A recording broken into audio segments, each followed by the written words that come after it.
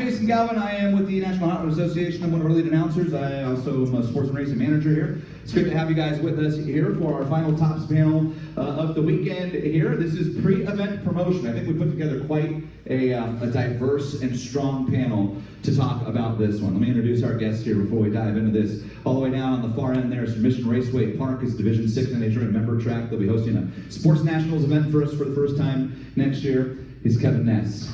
Second person over here on the left, the International Hot Rod Association, IHRA, formerly with the WDRA, longtime drag racing promoter, John O'Neill. Wes Buck, Drag Illustrated, the Winter Series, everything they've done with DI. It started with the World Series of Pro Mod and has exploded into the biggest three-race Pro Mod series in the world.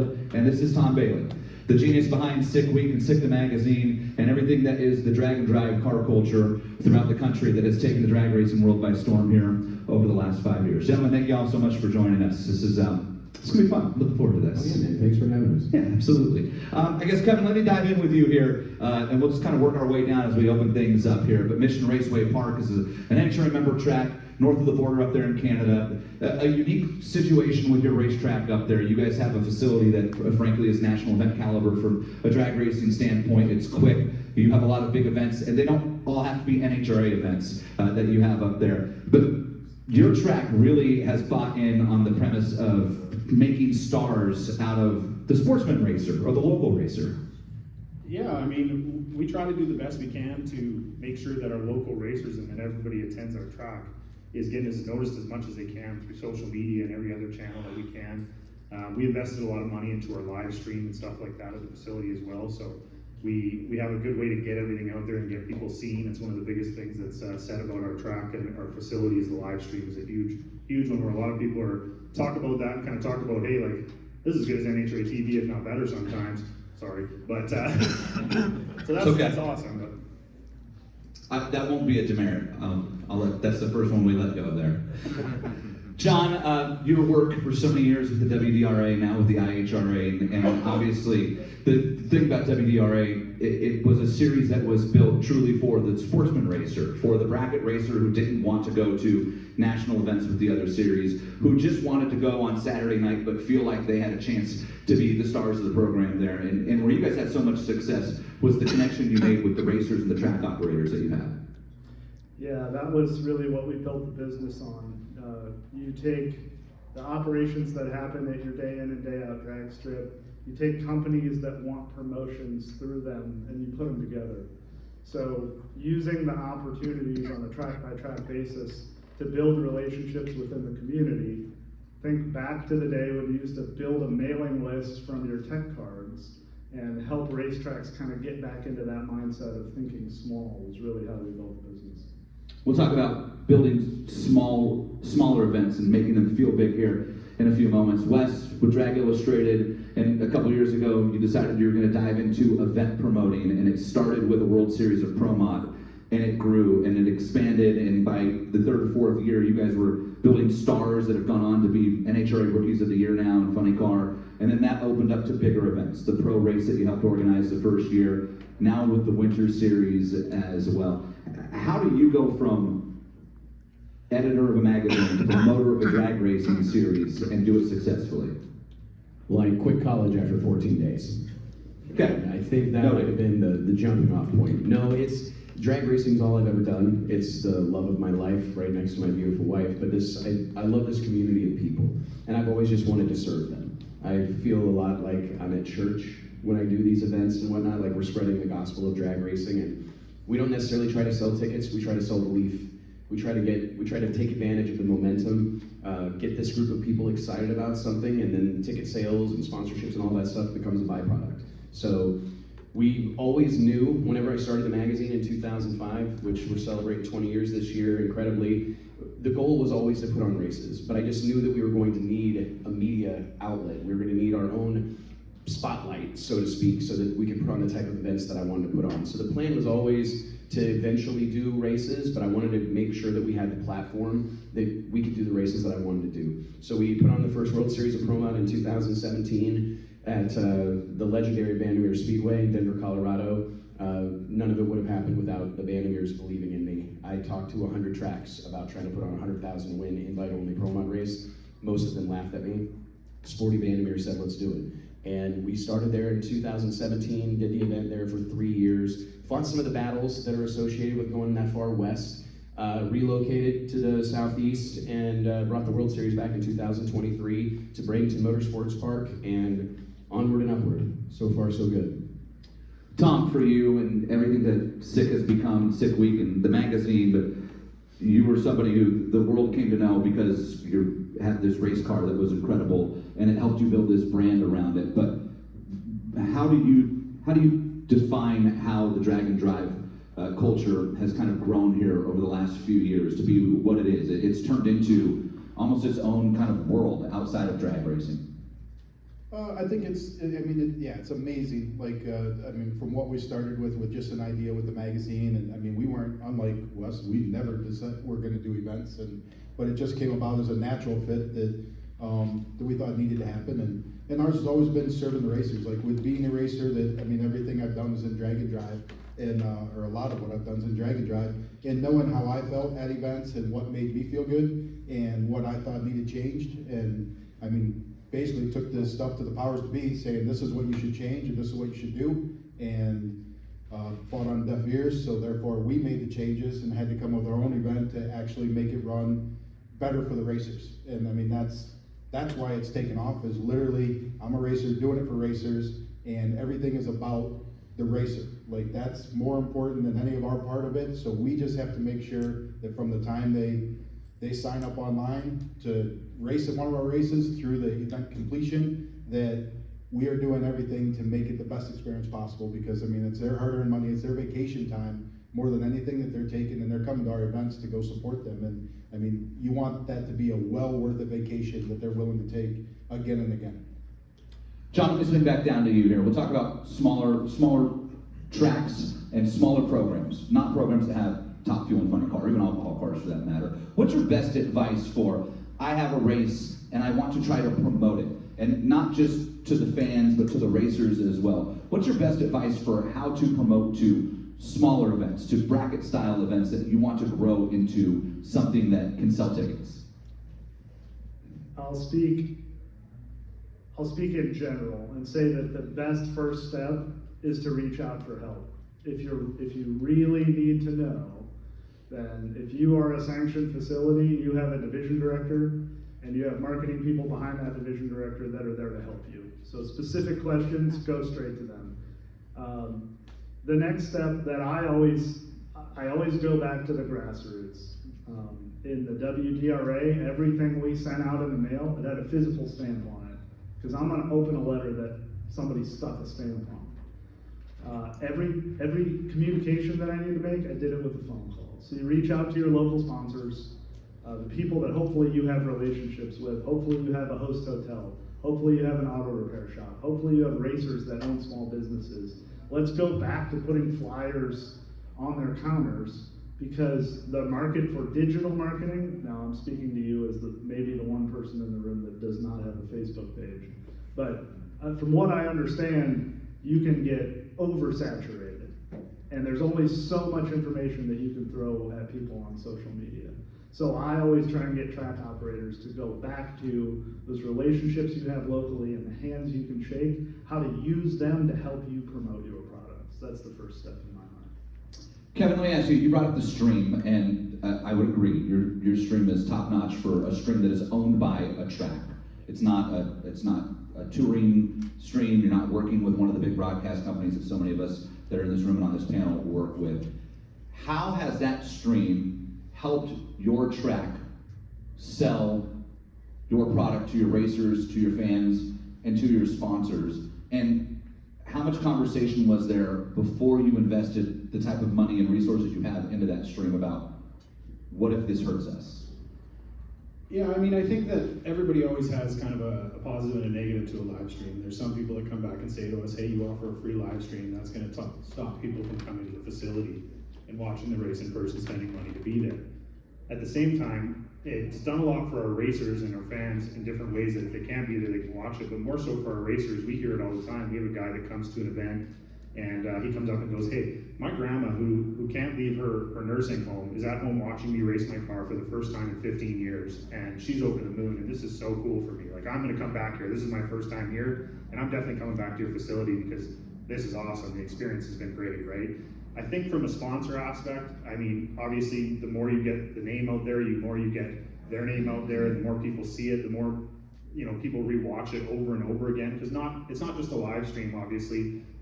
That gets posted again on YouTube afterwards. People can go back and watch it at any point in time. Racers can go back and watch it at any point in time. It's a tool, and beyond that, I think a big thing that a lot of people don't think of with it as well too, is that, to bring somebody out to come and videotape at your event and create content for you is expensive.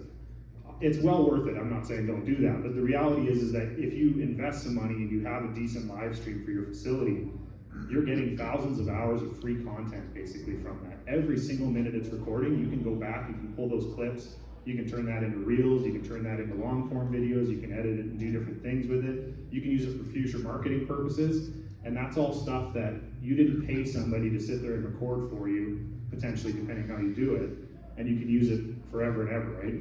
How much manpower does your stream take to run? One person, and I should say, it takes one person to start it and one person to end it. It takes absolutely 0 people to run it. And how many cameras does it have?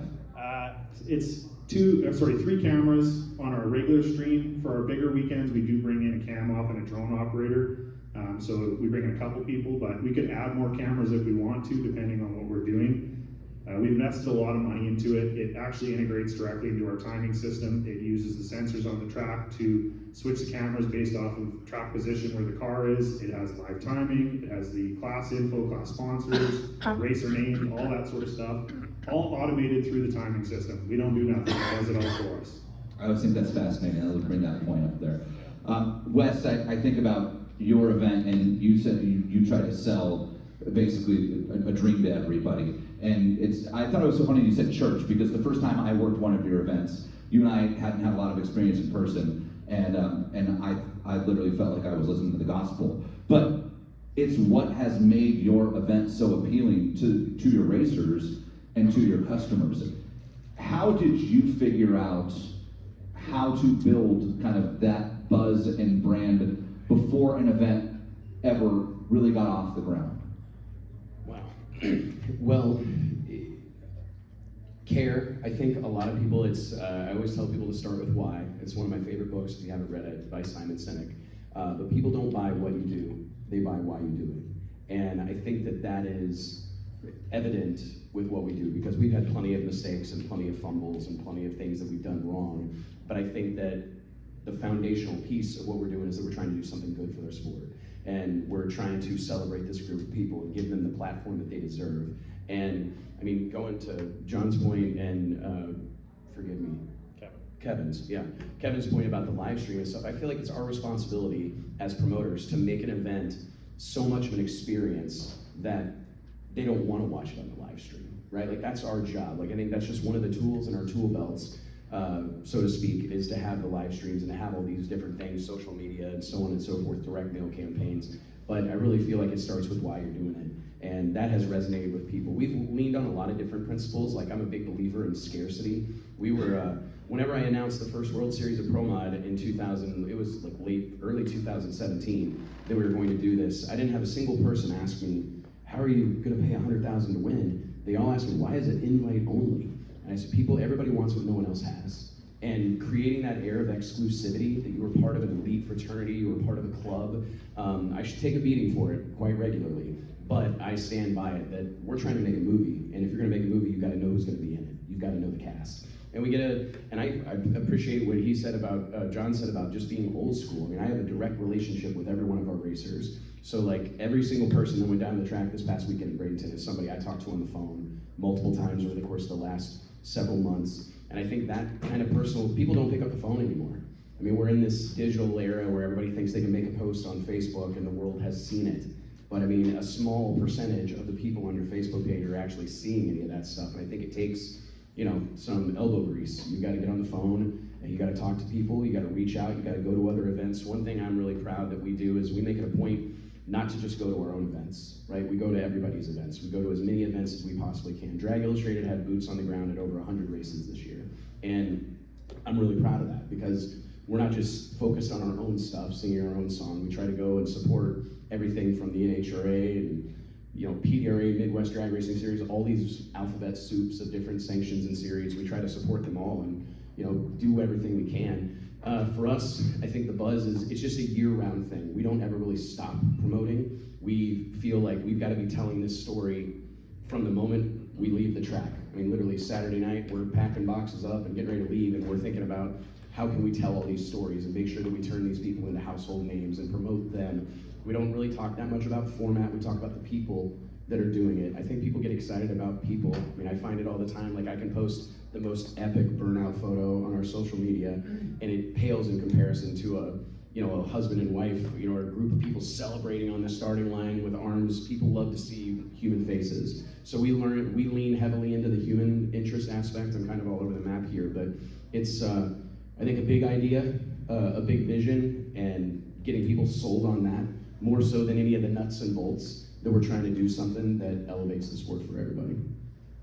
Tom, for you with Sick Week, it's an event now that you can post entries are live and everybody's rushing because we want to be part of this event. And people who have drag and drive cars, that's the event now that they circle on their schedule. There's a million of these drag and drive events, and if I'm going to go to one every year, I'm going to go to Tom's event every year. When it comes to promoting to the racers, because your event at its core is a racer event that has now drawn in crowds versus being an event that was built for crowds and spectators. How did you create that relationship with the people who own those cars and convince them that your platform was right? Well, I think at the end of the day, I mean, me being a racer, like, that's the thing. It's like, I mean, it really was about that I was creating what I would call the perfect event, like in what I would feel would be that perfect event. And at the end of the day, everything about promotion is about the feeling, like how are you going to feel? And I mean, it's the same thing Wes said, like that's the thing. I mean, the emotion part of it is the part, and like, in the better that you tell the story, and I mean, and Luke and our whole media team does a good job about sharing people's feelings and like how they feel and like what it's like to be at this event and like what you're missing out on if you're not at the event. And when you get to the event, everything is about creating FOMO. Like, literally, it's like, if you're not there, then, hey, we definitely want to make sure that next time you're like, I gotta be there because I missed out on this. And I mean, and the great part is the event backs it up. Like, because literally those emotions and the feelings of that and the satisfaction of completing the event, and I mean, it's a road trip with frickin' 500 buddies. Like, I mean, and you're all over the state of Florida if it's Sick Week or one of the other states depending on your event. Like, it truly is as old as racing gets what we're doing. And like, and that's the part to where it's one car, 1 week, you gotta drive it from track to track, and it literally is going to suck. And I mean, that's the motto is, it's the worst vacation ever. And like, and people love that mantra. Like, they want to go on the worst vacation ever. And because people like to suffer. I mean, inherently, we like to suffer. Like, I don't know why, but it's just a thing. Because if you can get past the suffer, that's success. And I mean, and that's what makes you. And those are the memories that come from doing events like ours, is the memory of 2 o'clock in the morning changing the lifters. Like, every event that I went through smoothly, which hasn't been many, but like, I don't have any memories of those events. Like, yep, I went fast, we made it from track to track, and that was all good. I can tell you, every time I got picked up on the side of the road, or my shit was broke and we didn't sleep for 3 nights, like, I mean, those are the stories, and that's the stuff that, I mean, and that's the stuff you tell your grandkids, and like, some of the stuff that we've endured and suffered, like, through all of it, like, I mean, we share those stories all the time. Remember that time when you broke all your shit and like you were stuck? Yeah, actually I do. And that's the totally off track, but like, it's the feeling and the emotion. And I mean, that's literally the way to pre-sell. Like, you gotta be able to somehow convey how are you going to feel if you're here, and how bad are you going to feel if you're not here. The one thing all 4 of you kind of touched on, Wes. I was just going to say that Tom made a great point. 2 things real quick, is that I tell my team this, like, from the gate staff to the lady at the ticket shack to the girls in the concession stand, I tell everyone, no one's gonna remember what happens, but everyone's gonna remember how you made them feel. And that is a guiding principle, I think, for every single one of us, is that treat these people like they matter. I think every racer I've ever met has a horror story about going somewhere and feeling like they weren't appreciated. And it's hard to provide the most perfect magical experience to every single person, right? Because a lot of their feelings are gonna be rooted in how well or not well they did. But if you have that as kind of like a foundational principle of your operation, then we're gonna treat these people like the guests that they are. You know, they're our show, and we need to treat them with reverence, and it goes a long way. And I will say that I think what Tom has done, I was lucky enough to go on sick week. What year was that, 21-ish? It was like the second one. But it was literally, I think what they have done so masterfully is create an experience. The racing is almost secondary to the checkpoints. All this effort that Luke and Tom put into making sure that we're going to the coolest pizza restaurant, we're going to the coolest ice cream shop, and we're all gonna go do it together, and everybody's staying at these hotels, creating those experiences that produce memories, that is 100% the secret sauce. I was gonna say, one thing everybody has touched on is social media in some facet here. And you two in particular do such a great job with a series standpoint. Kevin, your track does a great job with social media, but you've all also made a point to mention the need to personalize it. John, I think you mentioned oversaturation of social media. And it's easy to think that you're doing the right thing with social media because we made a post. And just because you made a post doesn't necessarily mean that you made an impact. And you two in particular, I wanna pick your brains on, because both of your social teams have done a great job of personalizing social media, or of, if it's gonna be something that's not personal about a racer, of making some sort of proclamation or declaration that makes people stop and think. I always go to Wes with you. There's so many people out there, and you hear it, right, who think that you're this over-the-top person who makes these grandiose statements, but you do that because it makes people stop and think and remember your event. Like, in 2 weeks, I need to be tuning in to Flow because the Winter Series is coming up. And they remember that because they see those statements, or they see the personal stories, or they see Tom's post and the stories of the racers behind the scenes who are grinding. How much do you guys talk about the personalization of social media? No, I mean, that's everything. I mean, and it's such a thing that, I mean, our team, that's literally, I mean, whatever, weekly conference calls about it, just talking about like the story and the story that we want to make sure we're telling, and like, here's the important stuff that on portraying these feelings and these emotions, because that's at the end of the day. It's one thing to say, hey, race at 7 o'clock on Saturday. Well, I mean, that does nothing, but like, what's gonna happen at that race at 7 o'clock on Saturday, and here's what you're gonna see, and here's what the whole thing's gonna look like, and whatever, like, and I mean, here's some of the stuff that comes there. I mean, our stuff is based on the uniqueness, because I mean, if there's 300 cars there's 290 different cars and 10 Mustangs, but like, With an LS. but that's the whole part that you want to get out there. And like ours, I mean, we're just, I mean, call it, I mean, I guess we're all niche markets, but like, we're just that niche market of like, as old school as it gets. And I mean, our cost of entry is so cheap that literally you just have to have a car, like, to participate in one of our events. And at the end of the day, it doesn't matter what that car is, like, you're gonna have a great time. And you're gonna have a great time because you're with 500 buddies, and unlike the other stuff, like, there's no rigs. Like, I mean, literally, you're just all stuck in the same freaking parking lot, trying to figure it out and scorching the heat and deal with all the situation. And like, and it's that shared suffering. I guess everybody just loves it. I would say that for us, the personalization, I guess, is one part of it. Social media is a tough one. It's a lot of layers to that onion. But I think that social media rewards consistency over creativity. I think that I talk to a lot of promoters or racers who are like trying to cook up this epic video, and they've been working on it for 90 hours, and 2 people died in the creation of this post that they're trying to do. And we are a volume. I feel social media rewards volume in this day and age. Like, not everyone you do is going to be a banger. Not everyone you put out is going to go viral. So you've got to hit them a lot. And there's so much on social media. It's such a noisy space that you can't be afraid to turn the volume up. I mean, that's pretty much our go-to. I tell my guys, whatever we're doing, 10x it. Like, I want to do 10 times more than what we're doing. Like, whatever it is. Too, like, I mean, like you're saying, that everything we spent the most time with because we thought it was going to have the biggest impact, usually burned. Falls So flat. like, I mean, I the think stuff you did in 2 seconds, authenticity sells. I think that's another thing that we all like beat ourselves up to do these hyper polished things and make sure everything looks on brand and is all these.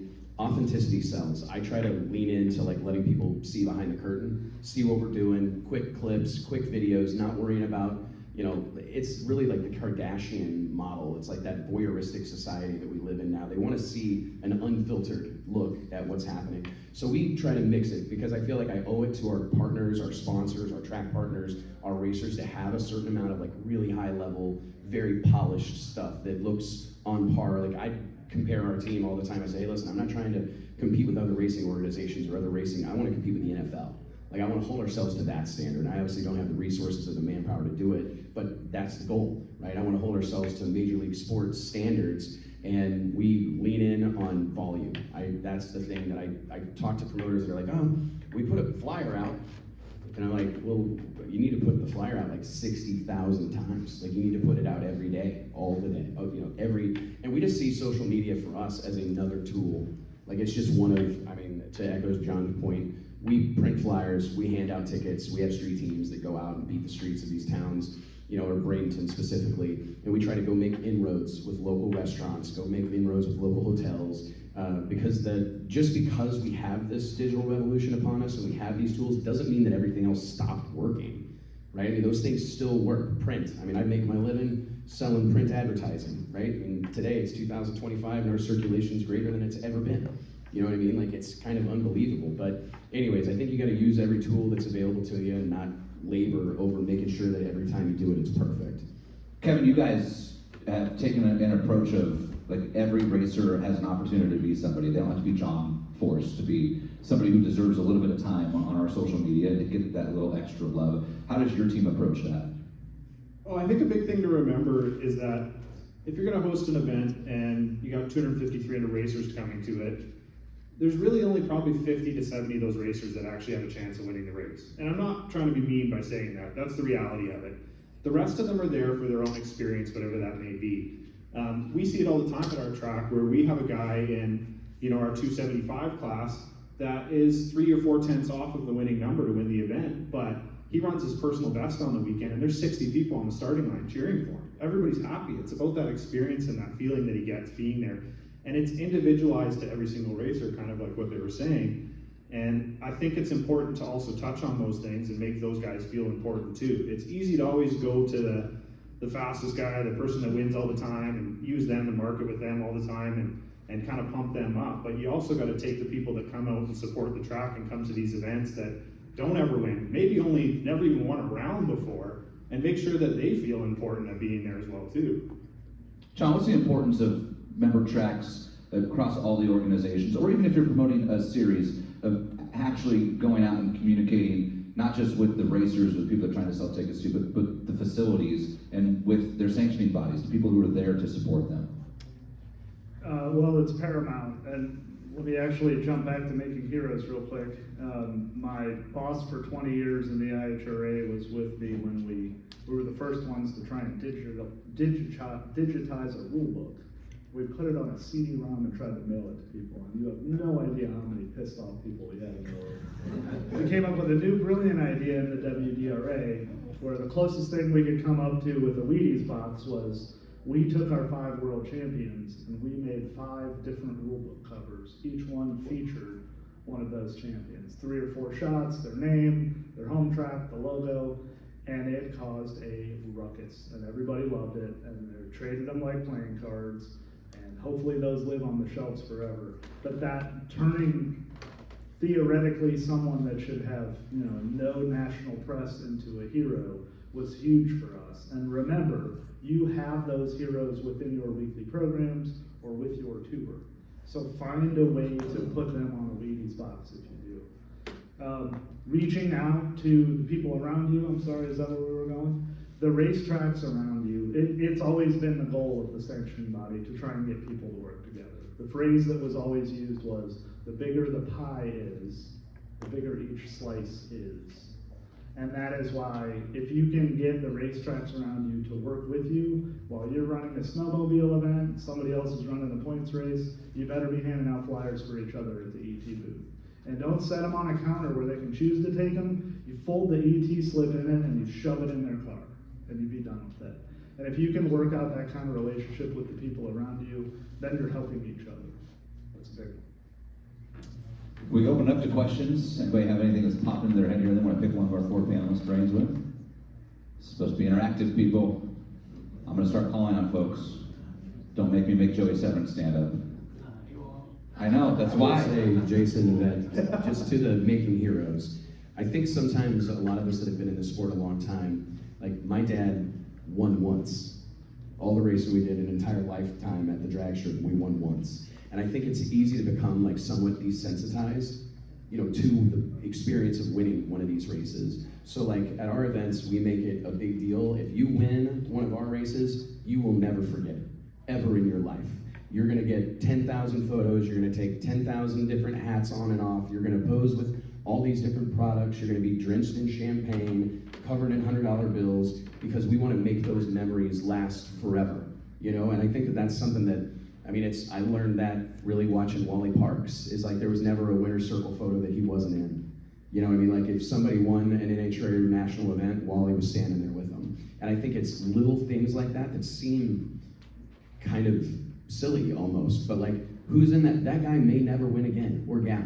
You know, and we recognize that so many of these people, when they finally make it to the winner's circle, we're not all Tom Bailey, right? We don't win all the time, you know, and it's these guys, but you've got to make sure that that's a moment in time that they'll never forget. And I think that's something that every local 8-mile short Saturday night drag strip in the country could benefit from, is recognizing that whether it's top ET or Pro Mod or somewhere in between, that guy gets his moment feeling like John Forsyth did at Indy.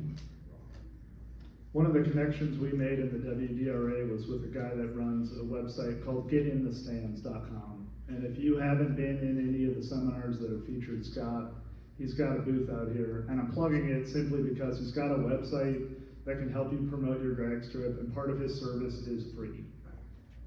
F-R-E-E, free. Now, he does paid advertising. He can show you how to use Google Analytics. He drives ticket sales back to you and then shows you how it works and has a guarantee on the money you spend if it doesn't work. But go see him if you haven't. He's got a booth out here. The second best thing we did, we used trackside systems to build our membership database.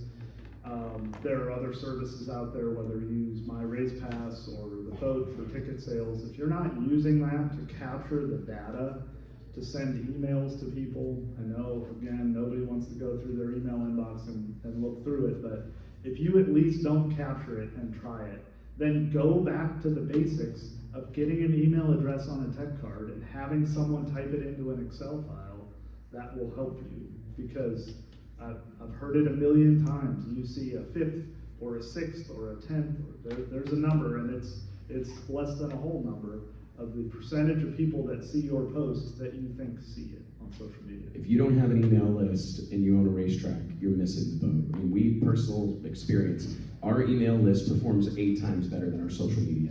Like if we can ring the cash register with our email list, 8-to-1 conversions. And it's a warm lead. There's a stat that I read not too long ago that says people are more likely to change their physical address than they are their email address. And I will tell you that our email list would be proof positive of that, because there's about 10,000 people on there who have @AOL.com, right? That tells me that they haven't, you know, this is something they're never gonna change. They registered this thing in 1997 and it's the email forever.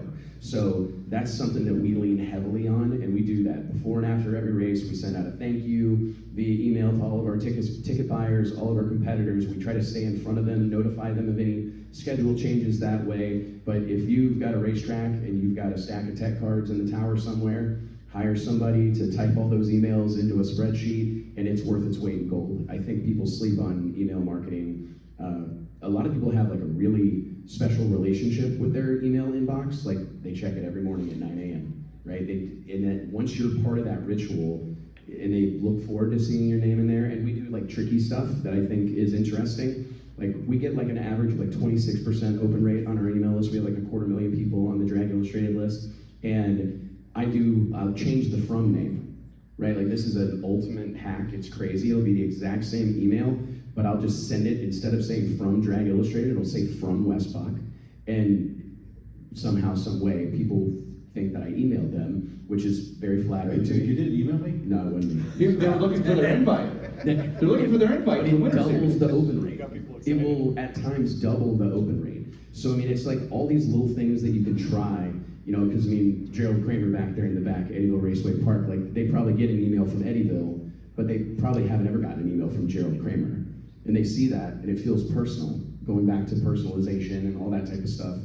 They're probably gonna open that one, right? And you know, it feels less salesy, it feels less, you know, promotionally driven. So anyways, I think email is massively slept on in our space, especially with everybody being as excited as they are about social.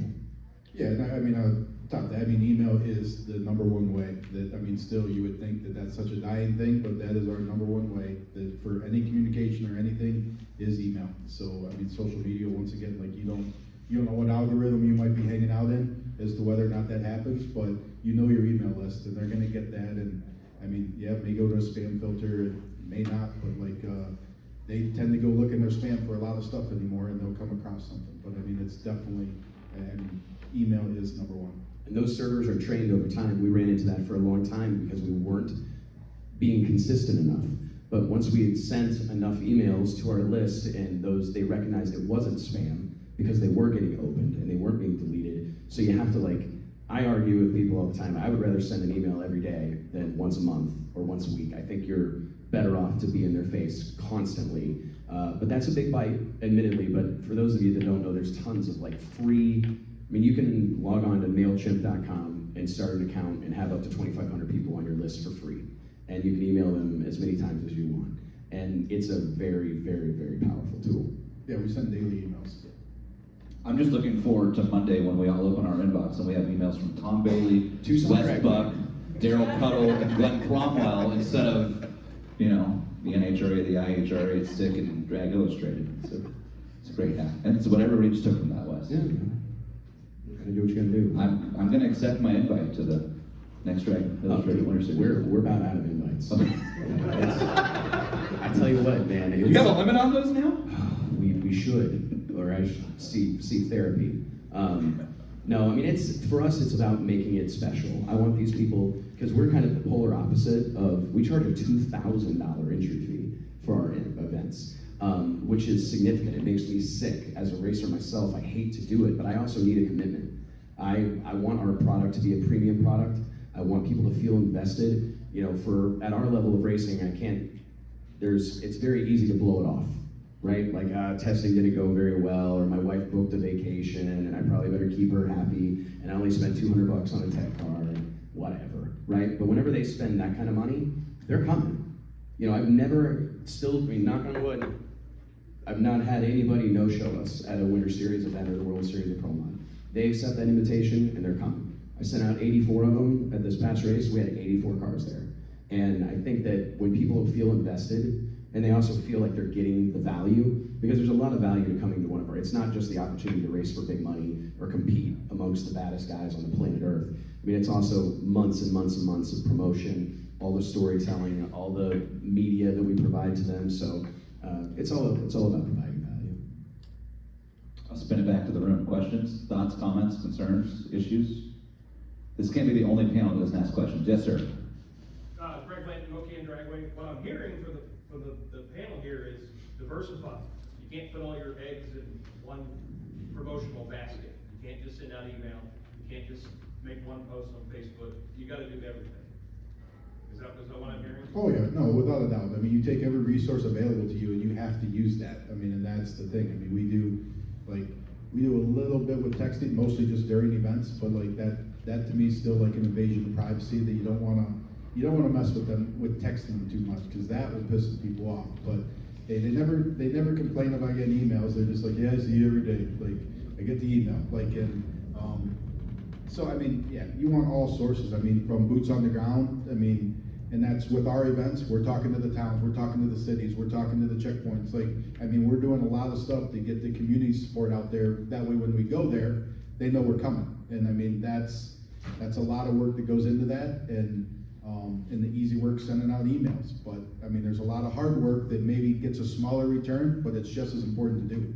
Yeah, I think the mix is really important to do as much of everything as you possibly can, but I also look for like high leverage activities. What are the things that we can do that's going to, like minimal effective dose, right? Like how much of this do we have to do to get the most out of it? And I think Facebook, I still believe heavily, I mean, I sell advertising for a living, but Facebook ads are powerful. You know, I don't know if everybody, but these things are, you can geo-target these things, you can build a map around your area and serve ads directly to that community outside of Mocan or in and around southern Missouri. I mean, those tools are like high yield activities where it's like if I was going into an event and I knew that I could only do a couple of things, right? Like it would be boots on the ground, I would make a footprint there. My experience is like the more important you can make an event locally, the easier it is to grow it regionally, nationally, internationally. Like if it's a big deal in Bradenton, Florida, it will soon be a big deal in the Southeast, and it will soon be a big deal in the United States, and so on and so forth. So I think we really try to lean into the local, like that's the opportunity, right? Like we're blessed to have fans that travel from all over the world. I met some people from South Africa this last weekend in Bradenton, and it's like a legit pinch me moment that someone booked a plane ticket and flew across oceans to come to our drag race. But the real opportunity is to get more people that live within 100 miles of Bradenton Motorsports Park to come to the track.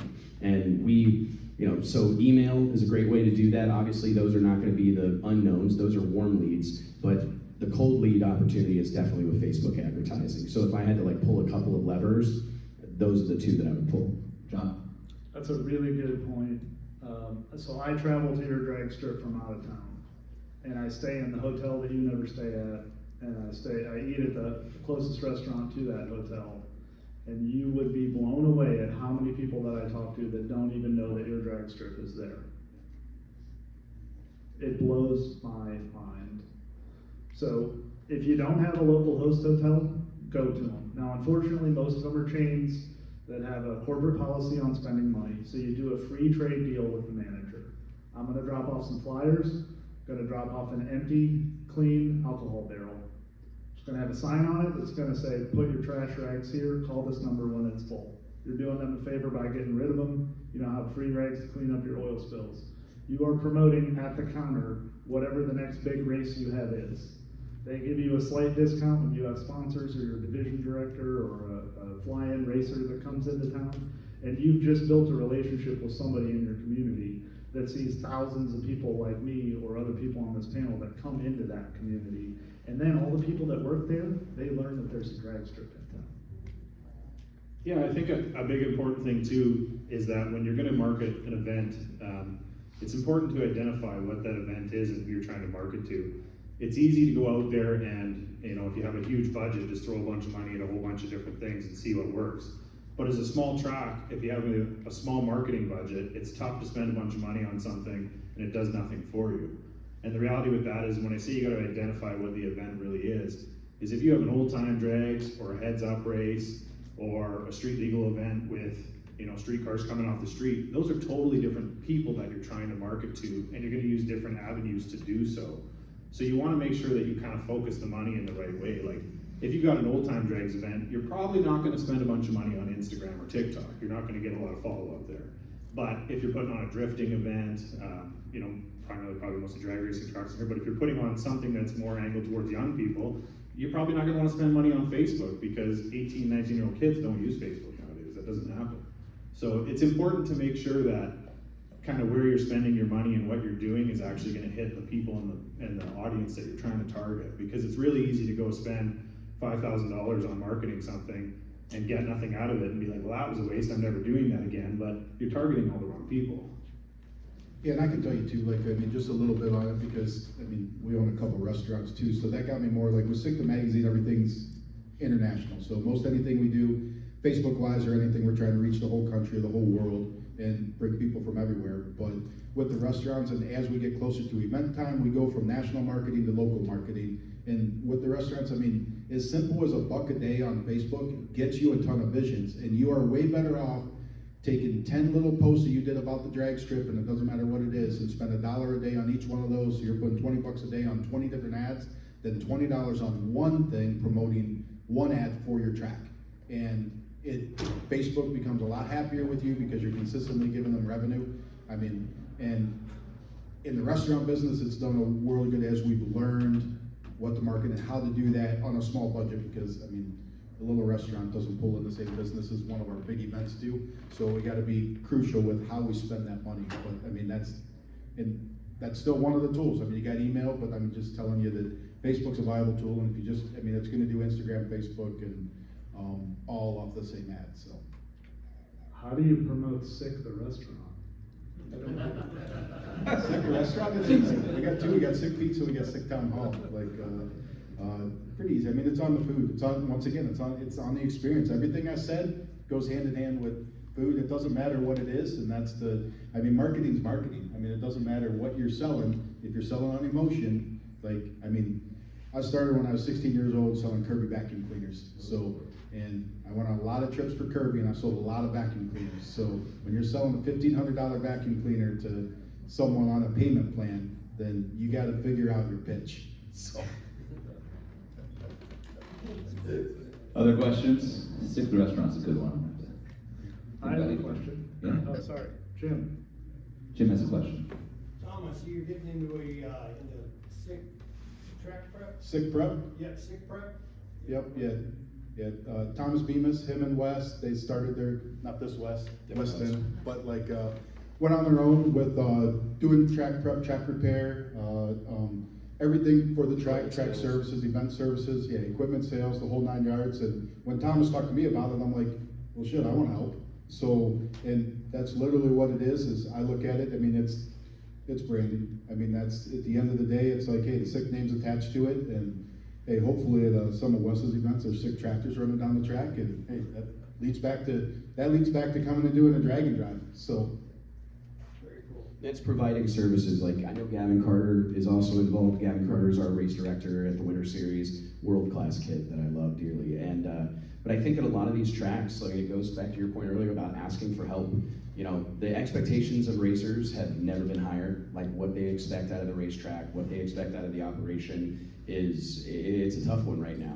So I think having options like Sick Prep, and there are other TBC, Mass Traction, I'm trying to think, like, there's a slew of these guys, but it's a valuable service that our industry needs. It's because not everybody can afford to have 2 rotators and 2 push four-wheelers and the magic carpet Beely and all the different things. But if you have somebody you can lean on and it's cost effective enough that you don't have to, staff it, because that's one of the biggest things that we run, just the staff it takes to do this stuff at a high level. So if you can lean on somebody like Tom and his group to come in and handle that for you, not every weekend, but at your marquee events, I think that it makes sense. Well, and that's the thing, is so much of it, like, I mean, you're gonna go to Bradenton, and you know Wade's at Bradenton, so you know you're gonna get a killer track, and even if you're there on a test and tune, you know if you go to 131, then Sam's doing it, and like, you know that you're gonna have a good track, even on a test and tune. And so much of revenue that I hear about tracks is, I mean, if you can make a test and tune work, and somehow pay the bills with a test and tune, then everything else is gravy. So, and that's kind of the thing with Thomas and those guys, is they're bringing that world-class prep to a local track, and a lot of racers are gonna say, okay, well, who's prepping? And then if they know who's prepping, then they know what type of surface quality they're gonna get to be able to go there and race. I mean, I'm not gonna go to, there's a lot of racetracks I'm not gonna go to if they're prepping the track. But if they're bringing someone in that I know, then I'm more likely to go to that event. Kevin, you have a thought on this? Yeah, I was just gonna touch on what Tom said, and that's so true, is that a lot of racers will come to your event just because someone's there prepping the track, because in their head, they're gonna go, oh man, the track's gonna be the best it's ever been, and I'm gonna go run my personal best that weekend, and that's what really matters to them a lot of the time. So a lot of the times it's, like, we host a few different events for Small Tire, Pro Mod, and Heads Up and stuff like that, where we'll bring in Thomas for one event and we won't bring him for some of the other events. And do I think the track is better when Thomas is there? Yeah, it definitely is a little bit better. Do I think it's a huge amount of difference that changes it dramatically? No. But we have racers that specifically come because of that question. They go, who's prepping that weekend? And we tell them, and they're like, oh, I'm coming. So it makes a difference for sure. Perception. Yeah. Right? Perception is reality. I've said that at like 3 of our meetings so far. Yeah. Perception is reality, absolutely. John, you said you had a question that was floating through your head. Yeah, there was like Craig said, I think there was a day where you could put all your eggs in one basket. I remember old national event marketing, you would spend X percent of your budget on TV and X percent on radio, and then that was it, your budget was gone. And there were always talks of using rainout insurance. Does anyone that promotes a spectator type event these days look into that? Is that still a thing in the industry? I mean, we live on the wet coast, we call it, because it rains a lot in Vancouver, the west coast, like a lot. No, we don't, we never have, so. I just pray. I mean, there's some stressful moments leading up to big events. Hey, for we still sure. have to make the drive whether it rains or not, you just don't go down the track, so. Yeah, I just pray. How's the praying working?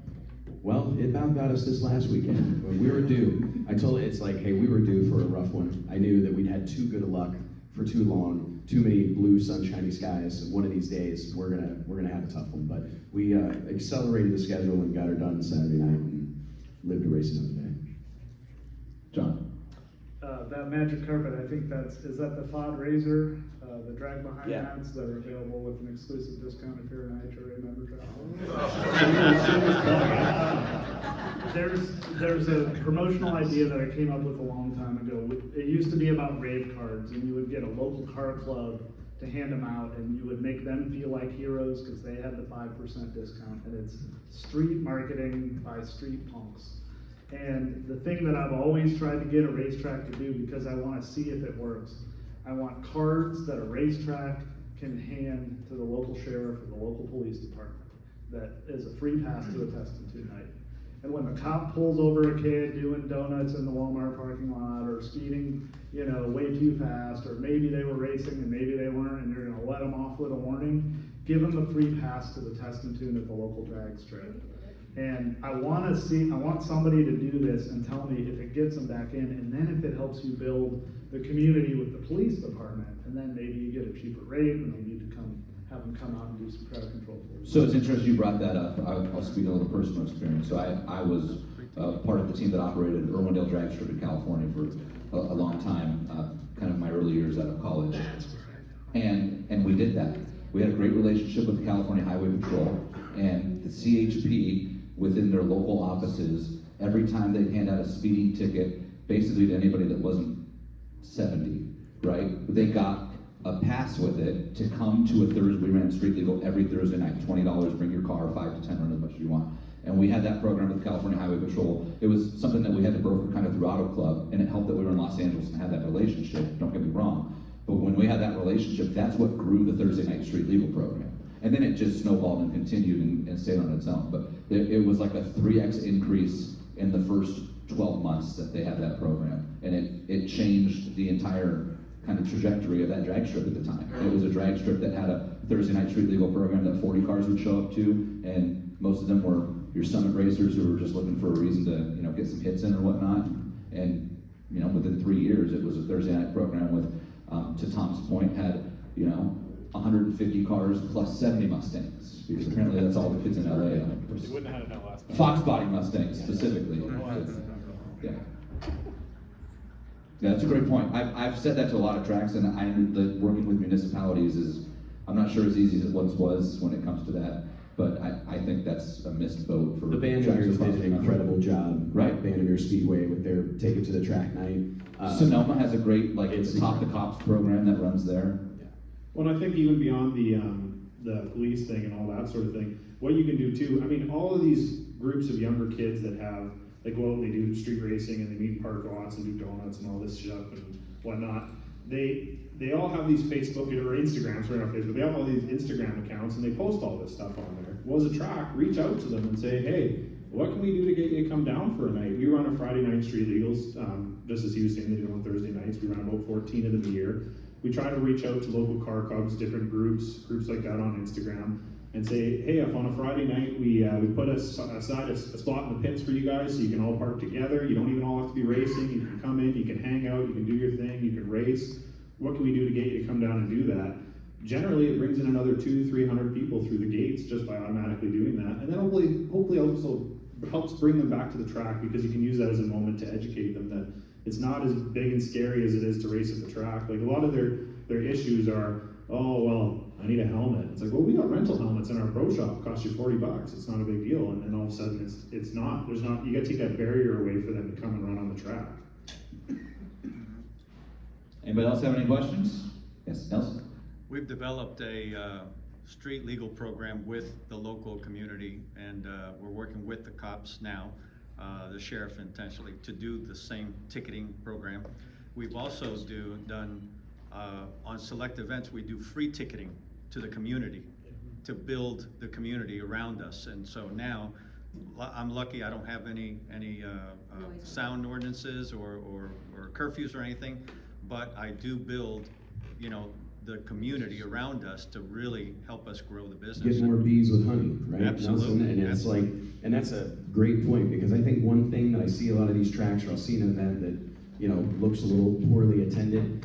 I'm not at all against giving away tickets. I think that like free tickets have a little bit of a bad rap or something in our space, but it's called papering the house. This is something that's been done since the playwright days, right? Your talent is going to perform better in front of a crowd. Yep. And it's better across the board. The photos are better. Everything that happens is better. I've talked to multiple track owners and series operators and said, listen, if you pack the place, there won't be any more complaints about the schedule.